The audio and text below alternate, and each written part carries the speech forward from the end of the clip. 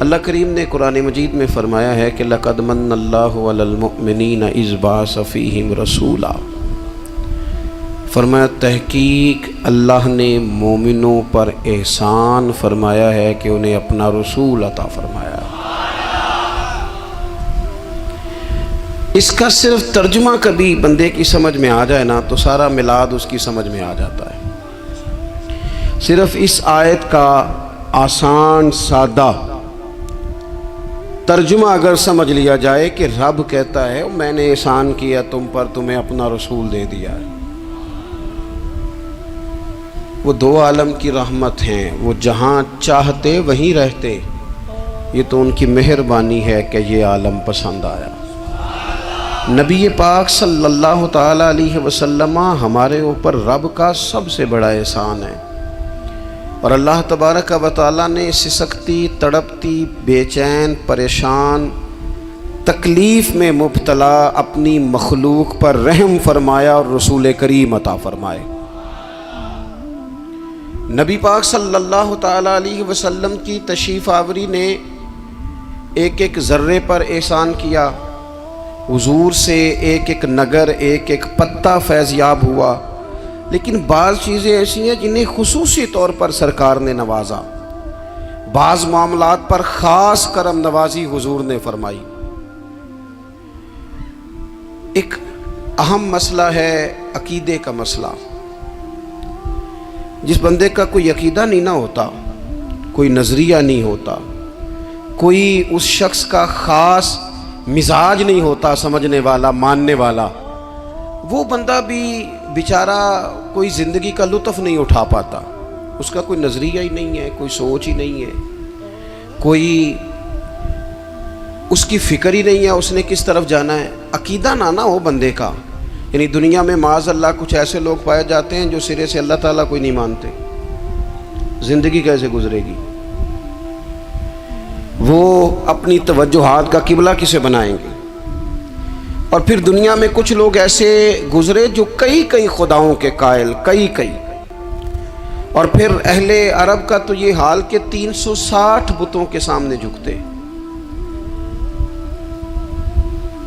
مجھے بتائیے جس بندے کو یہی خبر نہ ہو میرا خالق اور مالک کون ہے، جس کو یہی پتہ نہ ہو کہ میرا رزق کہاں سے آتا ہے، میں نے مانگنا کہاں سے ہے، جسے یہ خبر ہی نہ ہو کہ میری دعاؤں کا رخ کس طرف ہونا چاہیے، اس کی بھی کوئی زندگی ہے؟ نبی پاک علیہ السلام نے سب سے بڑا احسان یہ فرمایا ہے کہ ہمیں عقیدہ توحید سکھایا ہے۔ حضور نے ہمیں ہر جگہ سے چھڑا کے رب کریم کی بارگاہ میں سجدہ کرنے کا حکم دیا ہے۔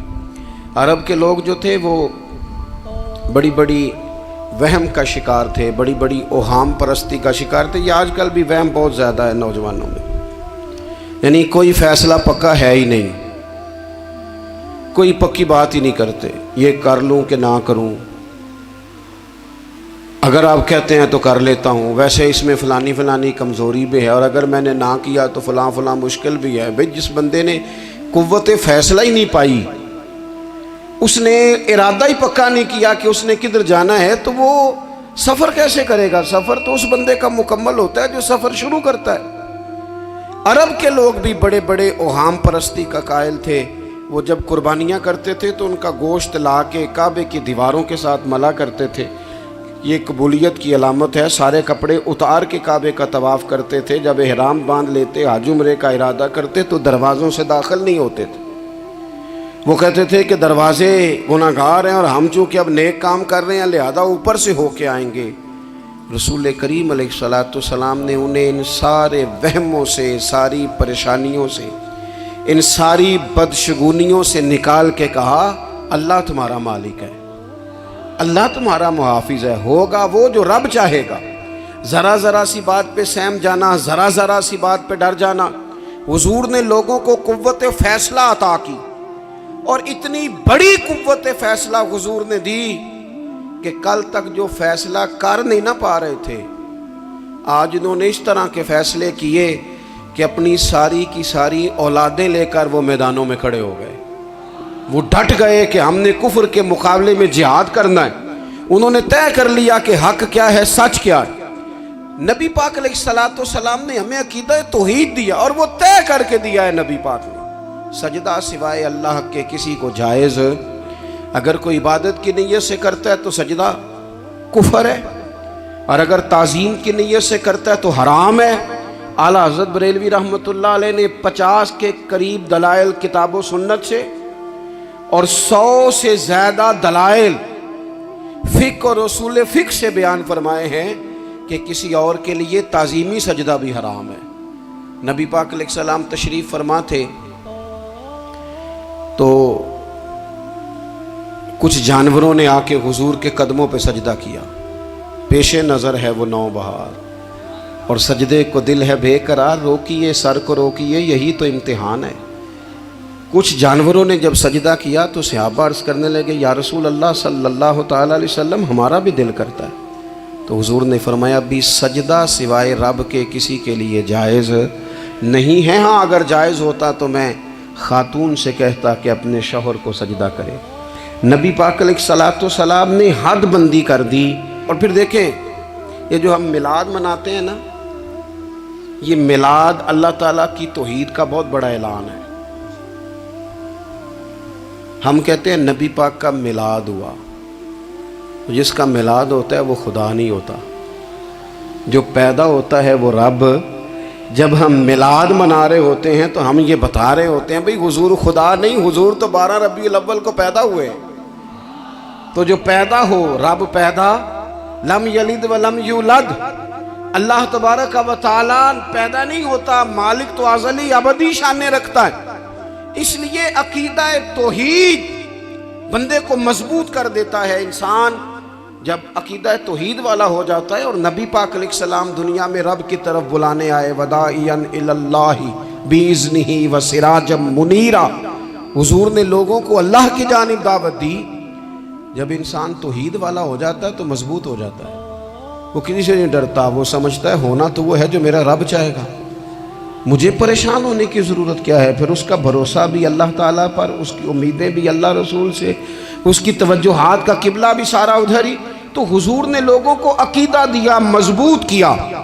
رسول پاک صلی اللہ تعالیٰ علیہ وسلم نے ذہنوں کو پختگی عطا فرمائی۔ تو سب سے بنیادی چیز حضور کا جو احسان ہے وہ عقیدہ ہے۔ پھر بعض خاص طبقات پر حضور نے خاص احسان کیا۔ آج بھی پوری دنیا میں ڈنڈورا پیٹا جاتا ہے عورتوں کے حقوق کا، پوری دنیا کے اندر، اور بعض لوگ عورتوں کو بڑا دھوکہ دیتے ہیں، کہتے ہیں تمہیں حق نہیں ملتے لہٰذا تم سڑکوں پہ آ جاؤ، معاذ اللہ، تمہیں حق نہیں ملتے لہٰذا تم معاذ اللہ بازاروں کی رونق بن جاؤ۔ عورتوں کو بڑا پریشان کیا جاتا ہے حقوق کے تعلق سے۔ نبی پاک علیہ السلام کی آمد سے پہلے کوئی خاتون کے ساتھ سلوک اچھا نہیں کیا جاتا تھا، اس کا کوئی جائیداد میں حصہ نہیں تھا۔ عورت کا خامد اگر فوت ہو جاتا تو وہ اپنے سسرال کے خاندان کی پراپرٹی بن جاتی معاذ اللہ، اور جس کے مرضی چاہے سپرد کر دیتے۔ ہندوستان کے بعض علاقوں میں ایسی کبھی رسمیں بھی پائی جاتی تھی کہ بعض عورتیں اپنے خامد کے ساتھ جل جانا مناسب سمجھتی تھی کہ بعد میں کوئی زندگی تو ہوگی نہیں، اور بیوہ خاتون اور طلاق یافتہ خاتون، اس کے بارے میں تو لوگوں کا خیال تھا کہ شاید یہ خاتون بالکل سوسائٹی اور سماج کا حصہ ہی نہیں ہونی چاہیے۔ قربان جائیں، یہ اعزاز میرے نبی پاک نے دیا ہے۔ حضور نے پہلی شادی ہی اس خاتون سے کی ہے جن کا پہلے بھی نکاح ہو چکا تھا، اور خاتون کو حضور نے حقوق دیے، جائیداد میں حصہ دیا۔ کہا جو بیٹیوں کی بہنوں کی پرورش کر کے آئے گا اور اچھی پرورش کر کے انہیں روانہ کر دے گا، جس طرح میری 2 انگلیاں جڑی ہوئی ہیں میرے ساتھ جڑ کے جنت میں جائے گا۔ اور ایک روایت میں فرمایا کہ جب کسی کے ہاں بیٹی پیدا ہوتی ہے نا تو اللہ فرشتوں کو بھیجتا ہے، اور وہ اس کے گرد کھڑے ہو جاتے ہیں اور گھر والوں کو سلام کہتے ہیں، اور کہتے ہیں یہ ضعیفہ ایک ضعیفہ سے پیدا ہوئی ہے، یہ کمزور یعنی صنف کے لحاظ سے کمزور نازک بچی ایک نازک ماں سے پیدا ہوئی ہے۔ فرشتے کہتے ہیں جو اس کی پرورش کرے گا نا اللہ قیامت تک اس کی مدد کرے گا، اس کی ہمیشہ مدد ہوتی رہے۔ اور نبی پاک صلی اللہ تعالیٰ علیہ وسلم کی خدمت میں آ کے جب خواتین نے کہا تو نا یا رسول اللہ ہمارے تو دین دنیا کے معاملات میں مردوں کے تعلق سے کمزوری ہے، کئی دن تو ہم ویسے نماز نہیں پڑھ سکتی مہینے میں، کئی دن تو ہم ویسے عبادات کے قریب نہیں جا سکتی، جہاد پہ ہم نہیں جاتی، گواہی ہماری مردوں کے برابر نہیں، تو یا رسول اللہ صلی اللہ علیہ وسلم ہمارا بھی کوئی اعزاز ہے؟ تو حضور نے فرمایا جب کوئی خاتون حاملہ ہوتی ہے نا تو اللہ اسے اتنا ہی ثواب دیتا ہے جتنا جہاد کرنے والے کو ثواب دیتا ہے، اور جب بچہ پیدا ہوتا ہے تو اللہ تعالیٰ اسے شہادت کا درجہ عطا کرتا ہے، اور جب وہ بچوں کو دودھ پلاتی ہے تو رب اسے غلام آزاد کرنے کا ثواب عطا کرتا ہے۔ ایک دفعہ نا نبی پاک صلی اللہ تعالیٰ علیہ وسلم کی خدمت عالی مرتبت میں حضرت عائشہ صدیقہ رضی اللہ تعالیٰ عنہ نے ایک واقعہ عرض کیا، عرض کی حضور آج میرے ساتھ عجیب معاملہ ہوا، میں گھر میں اکیلی تھی تو ایک خاتون 2 بیٹیوں سمیت آئی، اس نے کہا کہ میں بھی بھوکی ہوں، میری بیٹیاں بھی پریشان ہیں، کھانا نہیں کھایا۔ سیدہ پاک کہتی ہیں یا رسول اللہ میرے پاس بھی 3 کھجوریں تھیں گھر میں پڑی، یہ 2 جہاں کے شاہ ہیں پر پاس کچھ رکھتے نہیں، اور 2 جہاں کی نعمتیں ہیں ان کے خالی ہاتھ میں۔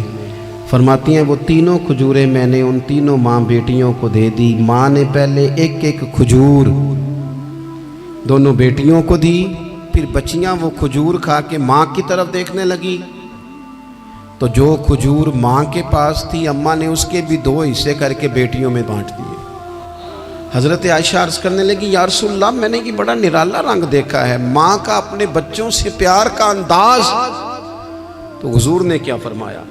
نبی پاک علیہ الصلوۃ والسلام فرمانے لگے سن پھر اللہ تعالیٰ نے اس عورت پر جنت کو واجب کر دیا ہے، فرمایا اللہ نے اسے جہنم سے دور کر دیا جو بیٹیوں کے معاملے میں آزمایا گیا، اور جس نے پھر ان کے ساتھ اچھا سلوک کیا۔ اپنا حضور کا عمل یہ تھا کہ حضور کی بڑی صاحبزادی سیدہ زینب رضی اللہ تعالیٰ عنہ یہ حضور کی سب سے بڑی صاحبزادی ہیں، یہ بخاری میں آپ کو ملے گا کہ ان کی بیٹی جناب امامہ بنت زینب چھوٹی سی عمر تھی، تو جب حضور نماز کے لیے آتے تھے تو نواسی کو اٹھا کے ساتھ لے آتے تھے، اور وہ حضور نماز پڑھتے تھے تو وہ نبی پاک کے کندھوں پہ کھیلتی تھی۔ حضور نے عملاً بیٹیوں سے پیار کرنا سکھایا، بیٹیوں سے محبت کریں، بیٹیوں سے پیار کریں۔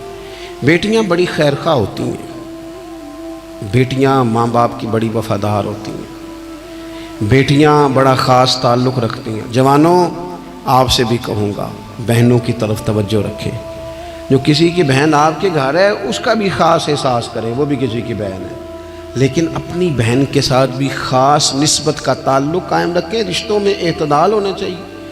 اس صنف کو نبی پاک علیہ السلام نے خاص کر کے نوازا ہے، اور ہمارا بھی ان کے ساتھ خاص رشتہ ہونا چاہیے۔ اسی طرح کا معاملہ یتیموں کے ساتھ ہے، کمزوروں کے ساتھ ہے۔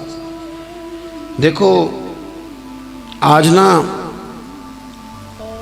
ہمارے ہاں کمزوروں، غریبوں، مسکینوں، یتیموں کی مدد تو کی جاتی ہے، لیکن انہیں لوگ اپنے ماحول کا حصہ نہیں بناتے۔ یعنی کبھی گئے تو غریبوں میں آٹا بانٹ آئے، کبھی گئے تو غریبوں میں جا کے کپڑے تقسیم کر آئے، کبھی گئے تو غرباء کو کچھ وقتی طور پر کچھ ضروریات زندگی دے دیں، کبھی عیدیاں بانٹ دیں، کبھی سیلاب زدگان میں چلے گئے۔ غرباء کو کچھ نہ کچھ صدقات تو دے دیے جاتے ہیں، ان پر کچھ خیرات تو کر دیا جاتا ہے، لیکن انہیں سوسائٹی کا ماحول کا حصہ نہیں بنایا جاتا۔ ایسا نہیں ہوتا کہ ان غرباء کے بچوں کو اٹھا کے بڑے شہروں میں لایا جائے، ان کی تعلیم کا خیال کیا جائے، انہیں اپنے ماحول میں رکھا جائے، ان کی بہترین پرورش کا بندوبست کیا جائے۔ کائنات میں بڑے لوگوں نے کام کیا ویلفیئر کا، بڑے لوگوں نے غریبوں کے ساتھ تعاون کیا، بڑے لوگوں نے محبت کی، سب قابل تعریف ہے، لیکن ہم نے یہ کیا کہ ان کی امداد تو کی، لیکن ان کی محرومیوں کا ازالہ نہیں کیا۔ اور وہ امداد لے رہے تھے تو ان کی پچھلی نسل بھی امداد لے رہی تھی، یہ نسل بھی امداد لے رہی، اور خدا نہ کرے کہ اگلی نسل کو بھی امداد لینا پڑے۔ میرے نبی پاک صلی اللہ تعالیٰ علیہ وسلم کا انداز کچھ اس طرح کا ہے کہ امام بہقی نے لکھا ہے، حضرت بشیر بن عقبہ رضی اللہ تعالیٰ عنہ کہتے ہیں میرے والد انتقال کر گئے تھے، اور میں ایک جگہ پہ بیٹھ کر رو رہا تھا کہ نبی پاک صلی اللہ تعالی علیہ وسلم میرے قریب سے گزرے، کیوں روتے ہو؟ یا رسول اللہ میرے والد کا انتقال ہو گیا، میری والدہ رخصت ہو گئی۔ تو یہ ہمیں حضور نے سبق دیا ہے، یہ یتیموں غریبوں کا خیال رکھنے کا یہ بھی ایک نقطہ، یہ بھی انداز ہے۔ کائنات کا بڑے سے بڑا درد دل رکھنے والا بندہ یہاں تک نہیں جا سکتا جو میرے رسول کریم نے بیان فرمایا۔ کہتے ہیں نبی پاک علیہ السلام فرمانے لگے، بشیر بن عقبہ کیا تو اس بات پر راضی نہیں کہ میں تیرا باپ ہوں اور عائشہ تیری ماں ہو؟ آنا تجھے ہم شامل کر لیں اپنے گھرانے میں، آ جانا، مکمل تیرے معاملات کا خیال کیا جائے، تو آ جا۔ اتنا بڑا درجہ نبی پاک نے تو حضرت سلمان فارسی کے بارے میں بھی فرمایا کہ میں نے انہیں اپنی اہل بیت میں شامل کر لیا۔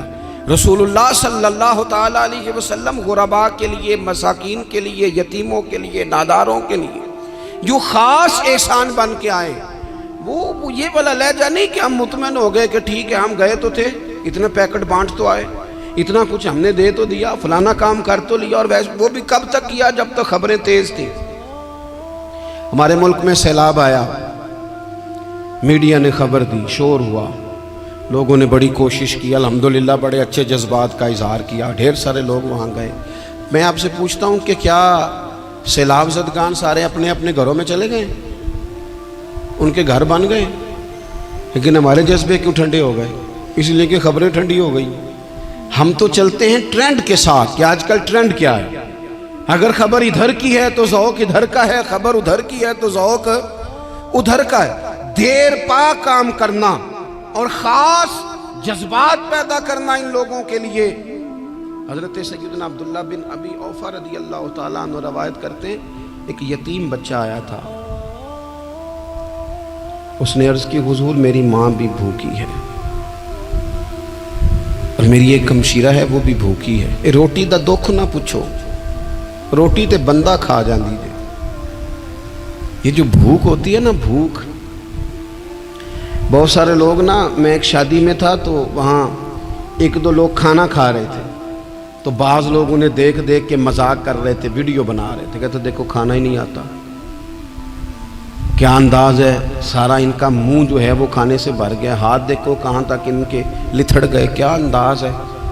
تو میں نے کہا تم ان کے کپڑے بھی تو دیکھو نا، انداز، بیٹھنا اٹھنا، کپڑے پہننا، یہ غریبی کا پتہ دیتے ہیں۔ بھوک جب تیز لگی ہو پھر کھانے کے آداب لوگوں کو یاد نہیں رہتے۔ غربت نے میرے بچوں کو تہذیب سکھا دی، اب وہ سہمے ہوئے رہتے ہیں، شرارت نہیں کرتے۔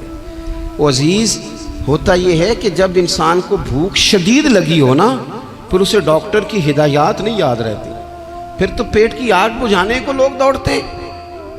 تو کہتے اس بچے نے آ کے عرض کی، یا رسول اللہ صلی اللہ تعالی علیہ وسلم ماں بھی بھوکی ہے، بہن بھی بھوکی ہے۔ حضور نے نا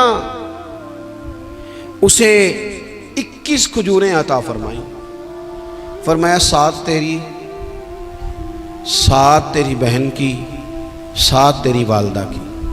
اور یہ حضور نے 21 کھجوریں دی ہیں، یہ نبی پاک نے 21 دی ہیں، ہاں یہ حضور نے 21 دی، اور حضور تو اشارہ بھی کر دینا تو پھر روٹی ساری زندگی ختم نہیں ہوتی۔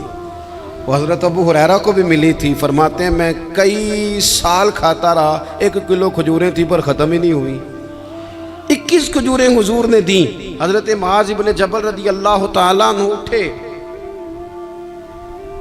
اور دوڑ کے جا کے نا اس یتیم کے سر پہ ہاتھ پھیرا اور کہنے لگے پتر اللہ تجھے اپنے والد کا جانشین بنائے۔ تو حضور فرمانے لگے معاذ یہ تم نے کیا کیا؟ عرض کی حضور اس بچے کی بات سن کے میرا دل بھر آیا ہے، محبت نے انگڑائی لی ہے تو میں نے یتیم کے سر پہ ہاتھ پھیرا ہے۔ یہ دیکھو حضور کا رشتہ۔ نبی کریم فرمانے لگے سن پھر جس نے کسی یتیم کے سر پر محبت سے ہاتھ ہی پھیر دیا نا تو اللہ ہر بال کے بدلے اسے ایک نیکی بھی عطا کرے گا، ایک گناہ بھی معاف کرے گا، ایک درجہ بھی بلند فرمائے گا۔ چلو ہاتھ ہی پھیر دیا، تو نے کچھ تو کیا یتیم کے ساتھ، تیرا کوئی تو اس سے رشتہ ہوا۔ اور تیسرا طبقہ ہے غلاموں کا، مسکینوں کا، غریبوں کا۔ میں اور آپ اس ملک میں رہتے ہیں جہاں کچھ لوگوں کو کھانا بھی نہیں وقت پہ ملتا، اور کچھ لوگ 5 لاکھ روپیہ گاڑی کا اس لیے اضافی دے دیتے ہیں کہ مجھے ذرا نا نیو ماڈل جلدی چاہیے۔ یعنی ایک طرف ملک کی حالت یہ ہے کہ بعض لوگوں کے پاس پیسے نہیں ہیں کہ بچوں کی فیس بھر سکیں، لیکن دوسری طرف حال یہ ہے کہ نئے ماڈل کا موبائل اگر مارکیٹ میں آتا ہے تو وہ ختم ہو جاتا ہے، ملتا ہی نہیں، وہ شارٹ ہو جاتا ہے۔ کچھ لوگوں نے اس طرح کیا ہے کہ انہوں نے یہ سمجھا ہے کہ دولت شاید موج کرنے کے لیے ہمیں دی گئی ہے، ہم طرح طرح کے کھانے کھائیں، طرح طرح سے چیزیں اوڑیں، طرح طرح کے معاملات کریں، انہوں نے یہ طے کر لیا ہے۔ اس کا نقصان کیا ہوا ہے؟ اس کا نقصان یہ ہوا ہے کہ کچھ لوگ غربت کی سطح سے نیچے آ گئے ہیں بیچارے۔ نبی پاک کا جو احسان ان غریب لوگوں پر ہے، حضور علیہ السلام کے پاس نا حضرت عبداللہ ابن عمر روایت کرتے ہیں اور طبرانی میں موجود ہے، حضور کے پاس نا 10 دینار تھے۔ ہمارے پاس بھی پیسے ہوتے ہیں نا، لیکن وہ کچھ ہوتے ہیں ہمارے کھانا کھانے کے لیے، کچھ ہوتے ہیں آئس کریم کھانے کے لیے، کچھ اس لیے ہوتے ہیں کہ آج میری مرضی دا نہیں پکا، لہذا میں نے، ہمارے ایک دوست ہیں وہ کہتے ہیں کہ آج کل یہ ماحول بن گیا ہے کہ بچے اگر کہتے ہیں نا کھانا میری مرضی کا نہیں، تو اماں کہتی ہے جا تو برگر کھا لے۔ کہتے ہیں ہمارے دور میں یوں نہیں ہوتا تھا، اگر ہم کہتے تھے نا کھانا میری مرضی کا نہیں تو پھر ہمیں ڈبل چیز کھانے کو ملتی تھی، ایک مار بھی کھانا پڑتی تھی اور وہ کھانا بھی کھانا پڑتا تھا۔ اور پھر کچھ پیسہ لوگوں نے صرف اس لیے سنبھال کے رکھا ہوا ہے کہ جو اضافی چیزیں ہیں نا، اضافی، میرا ویسے تجربہ نہیں ہے اور نہ میں نے زیادہ گہرائی سے دیکھا ہے، بس مجھے بتایا گیا ہے، اور پتہ نہیں اب بات درست ہے کہ نہیں، مجھے بتایا گیا ہے کہ پہلے لڑکیاں بیوٹی پارلر جاتی تھی، اب سنا ہے لڑکے بھی جاتے ہیں۔ اب خدا جانے یہ بات سچ ہے کہ غلط ہے۔ یہ جو اضافی اخراجات ہیں نا، یہ اگر ہم تھوڑے سمیٹ لیں، یعنی مولا علی شیر خدا کرم اللہ تعالی وجہہ الکریم مزدوری کر کے نکلے تو 2 کلو کھجوریں تھیں، حضور بس فرمانے لگے 1 کلو میرے بچے کھائیں گے اور کلو مدینے کے غریب بچے کھائیں گے، یعنی کل 2 کلو ظاہری طور پر کھجوریں ہیں، اس میں بھی دوسروں کا حصہ۔ ہمارے پاس جو مال آتا ہے اگر تھوڑا سا نا ہم اسے یہ نہ سمجھ لیں کہ میرا ہی حق ہے، کسی کو اس میں سے ایک لقمہ بھی نہیں ملنا چاہیے، اگر ہم تھوڑا سا نا دل کشادہ کریں تو 3 لوگوں کا کھانا 4 بھی کھا سکتے ہیں، 4 کا کھانا 5 بھی کھا سکتے ہیں، 6 کا کھانا 7 کا کھانا 10 بھی کھا سکتے ہیں۔ شرط یہ ہے کہ دل کشادہ ہو، دل دریات سمندروں ڈونگے کون دلاں دیا جانے، تھوڑی سی نا کشادگی پیدا کی جائے۔ حضرت عبداللہ ابن عمر کہتے ہیں نبی کریم علیہ السلام کے پاس نا 10 دینار تھے، ویسے تو کائنات ہی میرے نبی کی مٹھی میں ہے، لیکن ظاہری طور پر 10 دینار تھے۔ حضور ایک دکان پہ گئے، 4 دینار کا حضور نے ایک جوڑا خریدا، کپڑے خریدے، وہ قمیض حضور نے پہنی، ایک انصاری آگے بڑھ کے عرض کرنے لگے حضور میرا بڑا دل کر رہا ہے، یہ مجھے نہیں دے دیتے آپ؟ تو حضور خوش ہو گئے، یہ میرے محبوب کا دروازہ ہے کہ جب کوئی مانگتا ہے تو حضور خوش ہو جاتے ہیں۔ نبی کریم سے مانگا اس شخص نے تو حضور خوش ہو گئے، اور محبوب نے وہ کرتا، وہ کپڑے اتار کے اس انصاری کو عطا کر دیے، اور 4 دینار کے اور خرید لیے، باقی بچے 2 دینار۔ نبی کریم وہ لے کے نکلے، رخصت ہوئے گھر جانے کے لیے، تو رستے میں خاتون کو روتے ہوئے دیکھا، حضور رک گئے، فرمایا کیوں رو رہی ہو؟ عرض کرنے لگی یا رسول اللہ صلی اللہ تعالی علیہ وسلم میں فلاں آدمی کی کنیز ہوں، نوکرانی ہوں، اس نے آٹا لینے بھیجا تھا 2 دینار کا، وہ 2 دینار گم ہو گئے، حضور نے 2 دینار اسے عطا کر دیے، وہ دیے تو پھر رو رہی تھی، فرمایا اب کیوں روتی ہو؟ کہنے لگی یا رسول اللہ ڈرتی ہوں دیر بڑی ہو گئی یا مار ہی نہ پڑے۔ تو حضور نے فرمایا چل نہ میں تیرے ساتھ چلتا ہوں۔ حضور ان کے گھر گئے، وہ اہل ایمان کا گھر تھا جن کی وہ کنیز تھی، جا کے کہا السلام علیکم، اندر سے جواب ہی نہیں آیا، پھر فرمایا السلام علیکم، کوئی جواب ہی نہیں آیا۔ محبوب کا طریقہ مبارکہ تھا 3 دفعہ دستک، پھر واپسی، تیسری دفعہ کہا السلام علیکم تو وہ سارے بول پڑے وعلیکم السلام یا رسول اللہ، حضور ماں باپ قربان۔ تو حضور فرمانے لگے میں نے پہلے بھی 2 دفعہ سلام لیا, بولا کوئی نہیں. کہ یا رسول اللہ اپنے نصیب تھے نا کہ ہم پہ سلامتیاں بھیج کون رہا ہے, ہم نے سوچا ذرا 3 دفعہ مل جائے سلامتی, ذرا مل جائے نا. حضور سلامتی بھیج رہے ہیں تو آتی رہے نا. تو محبوب کریم علیہ السلام فرمانے لگے یہ تمہاری کنیز وہاں کھڑی رو رہی تھی, اس بیچاری کے 2 دینار گم ہو گئے تھے, اسے دوبارہ سامان لاتے کچھ دیر ہو گئی, اس پر سختی نہ کرنا, مارنا نہ.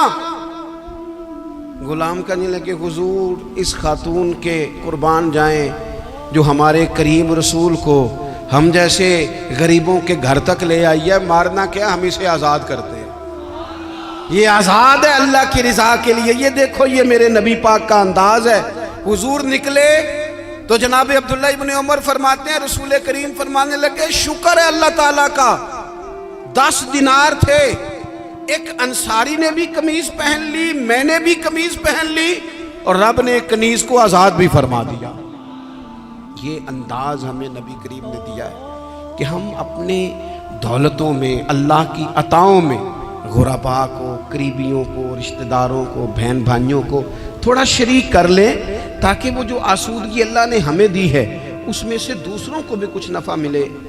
اور ایک بات آخر میں آپ کی خدمت میں یہ عرض کرنی ہے کہ جو زیر دست لوگ ہوتے ہیں نا, غلام, ملازم, نوکر, آپ اپنی زندگی کے مسائل دیکھ لیں.